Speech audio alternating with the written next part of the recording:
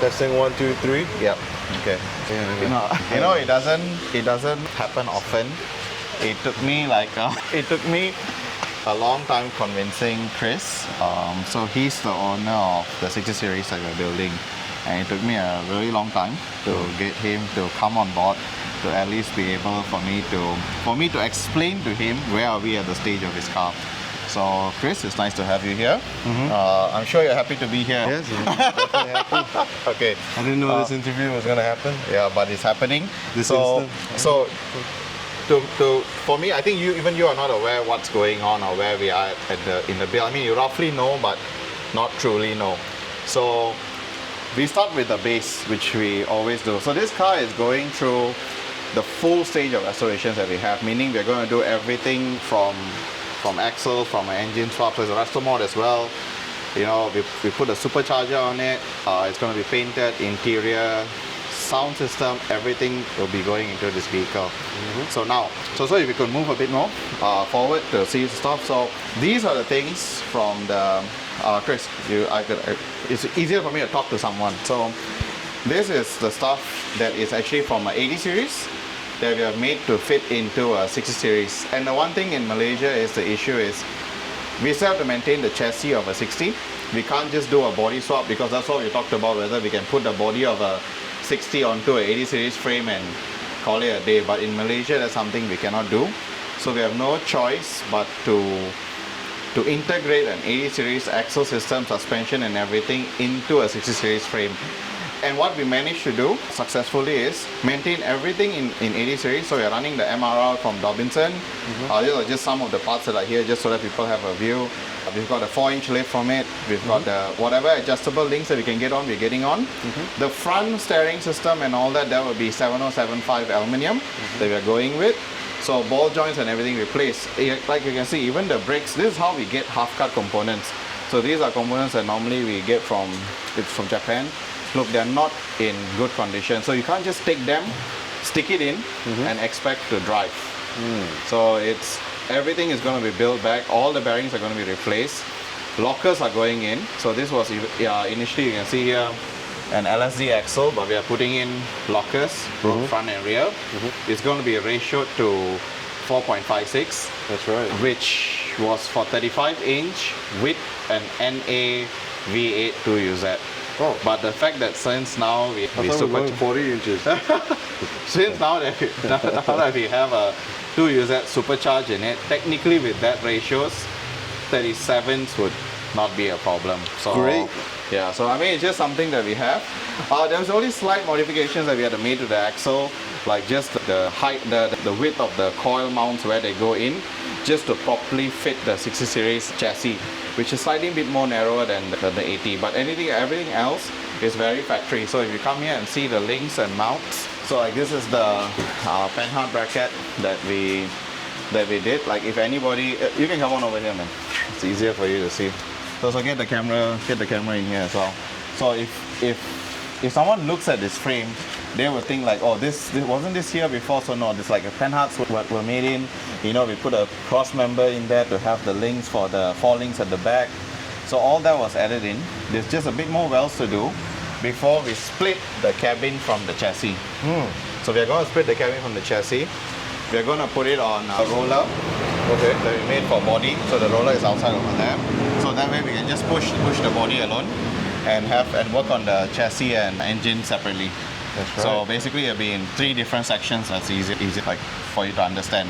And then everything like you see here. So something like this, you notice how mangled this is up. And then you will ask me like, can't we get it new? So problem is we can't. So the A-series stuff also, it's a bit harder to get. What we'll do is also knock back all this. You will plate. So it's just the little things, man. You may not see this. It's behind the brakes, hidden behind, but we still can't leave this for you. So once we get it down to bare metal, this is when you see all these holes and all that. So now is to cut it off a section, re-weld back again, knock it back straight, and then re-coat it. So people just assume that you can just take everything from the half cut and straight away use back, but no, there's still repairs and fixes to be done. So yeah. Any questions regarding the stuff like this, or nope. did you expect to see stuff like this when you? No, No? I think you probably know like you're gonna flatten this out for sure. Yeah, correct. So 'Cause get this it is back. like something you can't buy anymore. Yeah, you can't get any more. And they're not I mean, metal. and they make they sort of sometimes make replicas, or let's say a press sheet metal from a certain company might make, but they're never as strong as the originals, or never even as thick as the originals. That's right. So that's why as much as we can conserve and use back, we do. But for like obviously for brake rotors and brake pads and all that, that's all being upgraded to DBA. So everything of his, it's here. So everything of his that are required to go into the car, it's all here. We just have to put them together after we have coated everything. So this will start to be sanded down, epoxied, and then after that we do an enamel coat on them.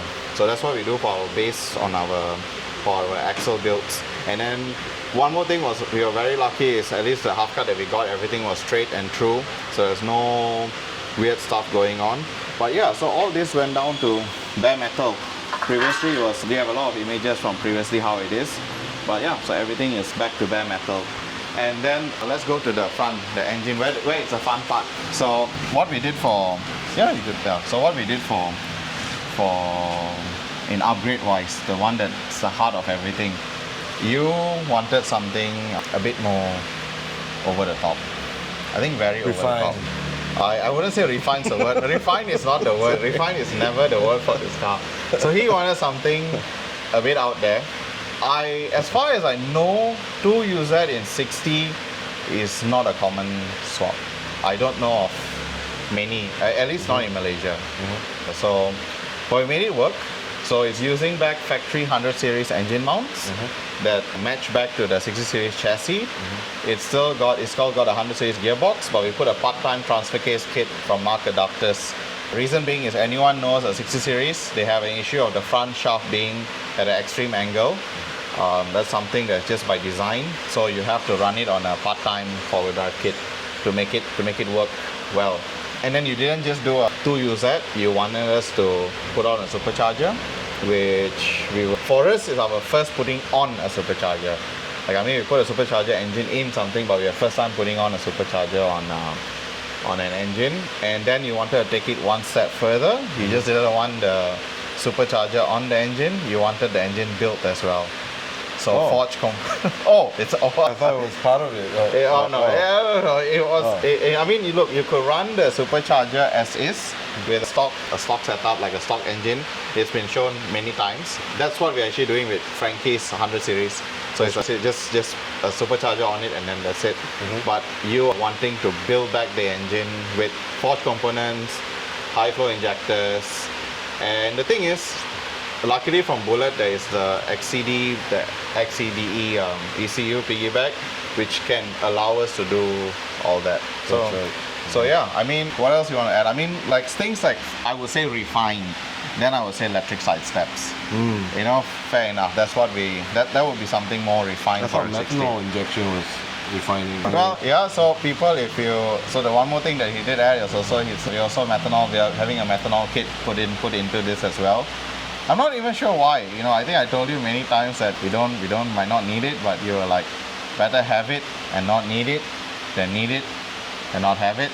And that was your words. Actually, it's your word. You mentioned it. I was like, whoa, what is that? It sounds cool. Yeah. Anyway, for methanol injection, if it's a diesel vehicle, generally you see a lot more gains.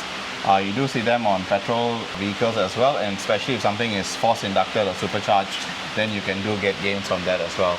So yeah, I mean, what else you want to know about the vehicle? Like right now, what we've done is we've actually removed all the wires, everything's out already from the car because we're planning to split. So what do you want to know, like about? I mean, obviously, besides, I know your biggest question will be timeline, but what else do you want to know about the car? Like the car itself, you know, like what I guess I want to know how the exhaust system is going to be. Okay. So the thing is, for Chris one, we couldn't get exactly. That's a damn good question. We cannot get something off the shelf. So I wish I could just buy bullet headers and straight away stick them on, but no way I clear the chassis. Impossible to clear the chassis on this one. So what we're doing other than that is, because there's a piggyback ECU, we don't have to run through catalytic converters. We can actually delete them.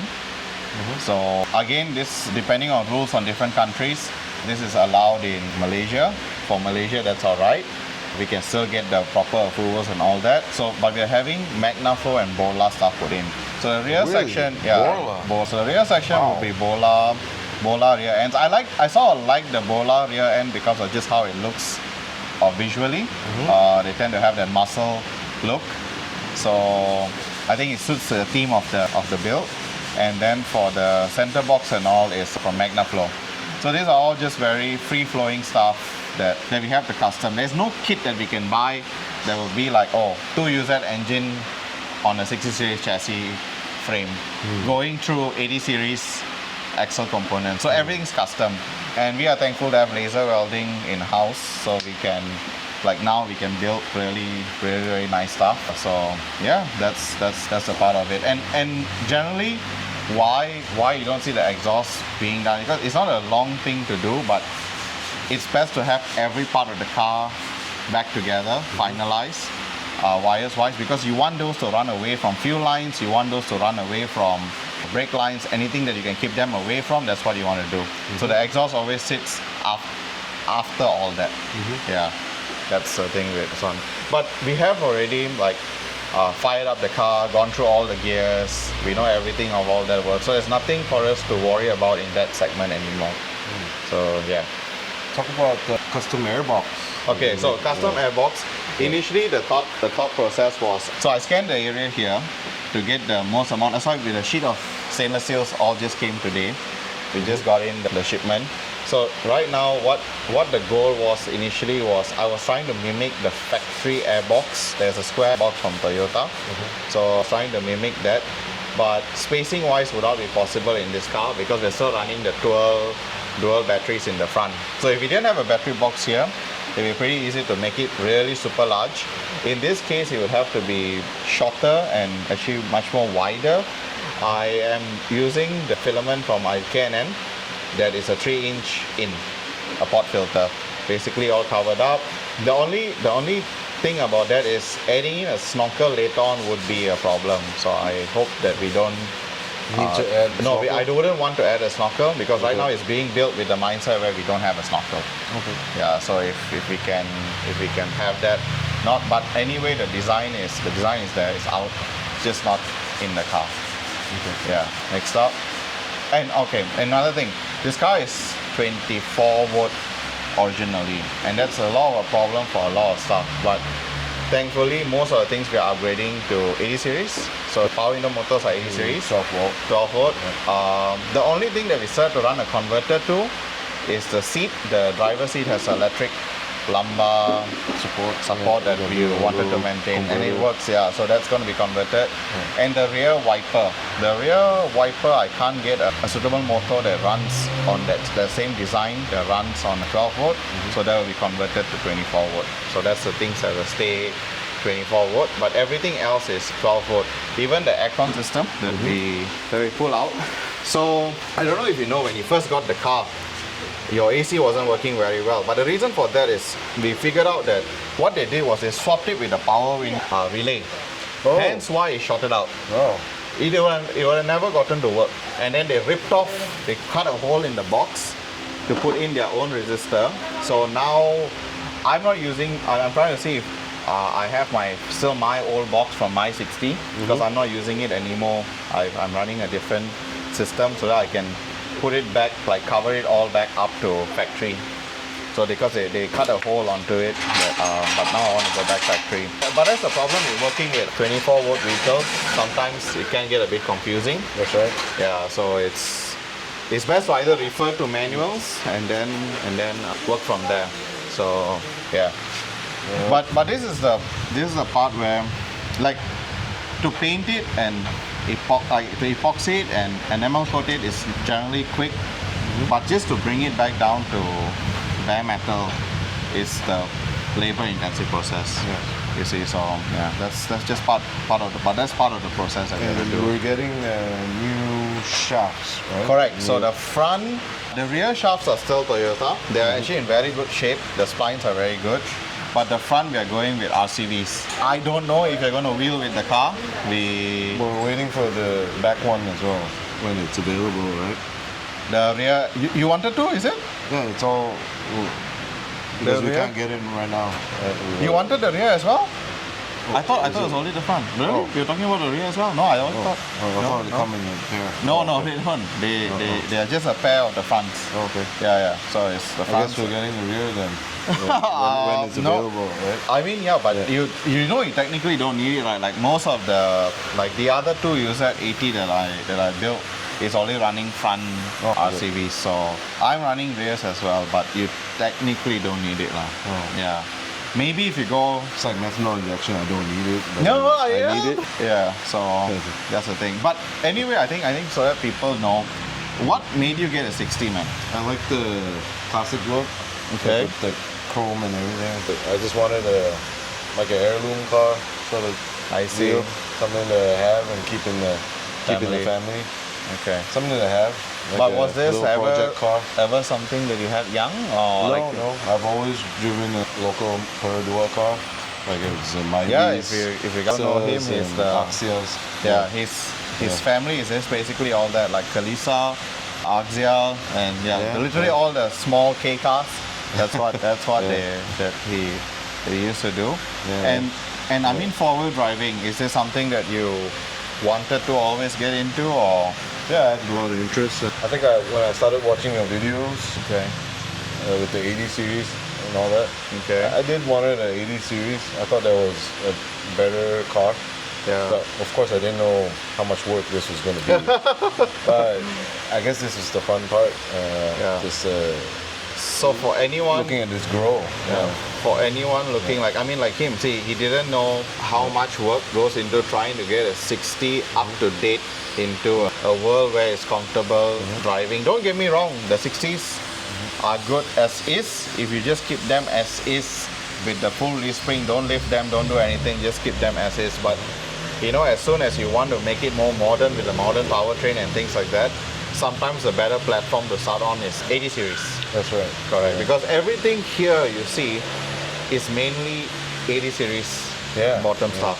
And then we have to get it to work in a 60 series. And again, the 12 to 24 volt, the 80 series comes 12 volt. Yes. So it makes life a lot easier. There's no need to do motors that convert the motors, nothing like that. Yeah. I think also one of the reasons is I watched one of Icon's Jonathan Icon. Watt's FJ62s, I think that's what it's called. Okay. Without the high tops, and they were Okay. refurbishing it and restoring it and putting in big engines. Okay. I thought maybe I should go that direction, not knowing that the amount of work involved. Yeah. The one thing people fail to realize that in the States, they don't muck around with a 60 series chassis. They just take the 60 series body and stick it on the 80 series. Yeah. That's how it works. Yeah. And that's legal. I mean, that can be done there, but here we can't. We have to maintain the 60 series. So for anyone asking, this car is going to be endorsed. You're going to pay 4.7 low tax. It's going to be road legal. So something that you can take anywhere and not have a problem with. So Originally, I wanted this car to be just fully restored with all the classic bits to it, like with the chrome bumpers and everything, but I think it's evolved into custom bumpers, front, back, interior, and then I guess I went all the way. Yeah. Yeah. Correct. I think the most that you did go for me would have been the engine, the powertrain part of things, and even for gearbox, he's not just settling for the A440 gearbox sizes. We are putting in the Transgo kit as well, so the shifter, that's all in already, so that the gearbox was done. It's just now left with the engine. The engine was supposed to be not built as well. It was supposed to be... What do you call that? I guess you researched a bit hard, isn't it? Just refresh. Get it running. Yeah. Correct, just refresh, like all the gaskets, all the water pump stuff like that. We went all the way, forge, rebuild, supercharger. I think I saw a supercharger somewhere, and then I'm like, oh, what is that? I thought it was like a turbo or something. Then it is technically that, but again, for anyone who's wondering, look, turbocharging, supercharging. The reason why we went with the supercharger is it's a complete kit from Bullet, but it's not a cheap kit. It's not a. It's it's almost like a full car on the engine. So it's not. I know it's not for everybody, but those who can, I think it's a damn epic thing to have in the car. I think it's epic. Yeah, I think it's. I hear it when I heard it started up many times whenever we were testing it. It's just you cannot explain. Like you smile every time you start it up, and then knowing that that's how it's going to sound as you drive around. Yeah. I think you're probably going to put a clip here of that.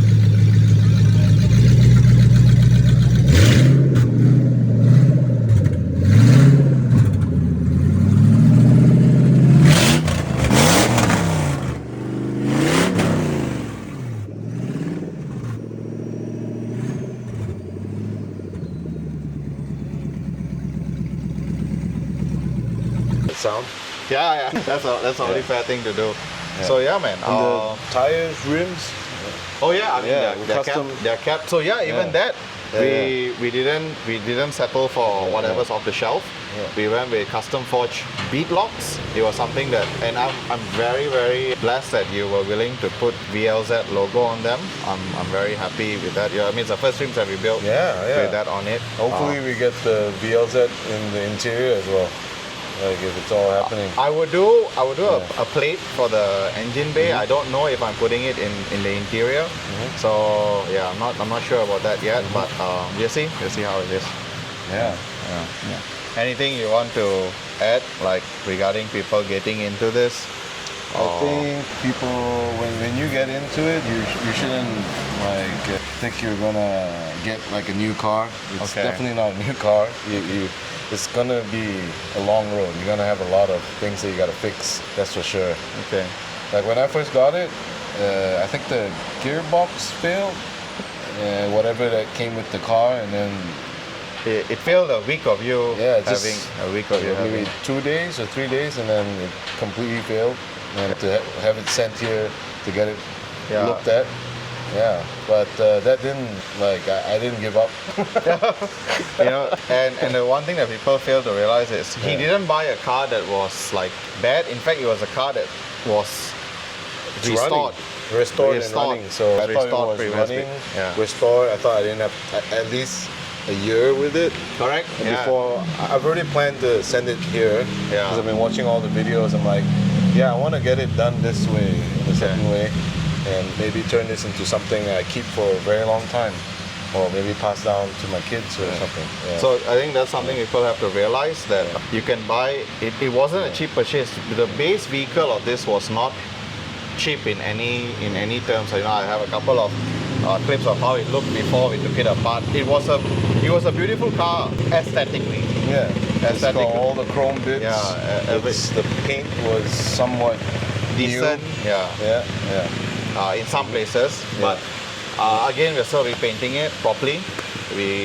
There's a lot of things that we have to undo and then redo, but it's just part of the process. So for me, that's why I said my advice is when anybody's getting into this or even trying to reach a build like this, you need to realize that we have limitations within the country in how we can register stuff. So you have to really pick and choose your battles. If you can, always start with a newer platform. And if you really insist on going something much older, I would say this is 40 series put aside, this is like the harder ones to restore, because there's no longer anything made. Like at least 40 series, a lot of stuff from China. Yes. Things are being reproduced again. The 60, no. So everything either has to be you try to get it from a half or second hand, or and the pricing it's at a premium. Yeah. So a lot of stuff, especially the interior bits. Some stuff. Correct. Things are missing, or things were not done properly. For me, you just get aircon vents and stuff like that. That's hard. That's hard. Yeah. So, but we got all that. You managed to get light lenses, which is I don't know. Like you still managed to get them. I was like, wow.